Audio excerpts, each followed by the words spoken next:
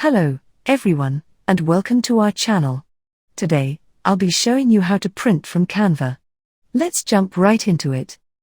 So, let's say you have a design in Canva. To print from Canva, what you want to do is start by clicking on Share.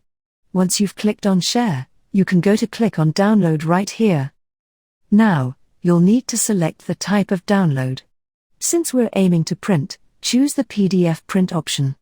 After that, click on Download and wait for the download to finish. I'll save it in my downloads. Once the download is complete, go to your downloads folder. You'll find the file there. Click on it. Printing from Canva is as simple as that. I hope you found this tutorial helpful. If you did, please drop a like. If you want to see more videos like this in the future, don't forget to hit that subscribe button. Thank you so much for watching. Bye.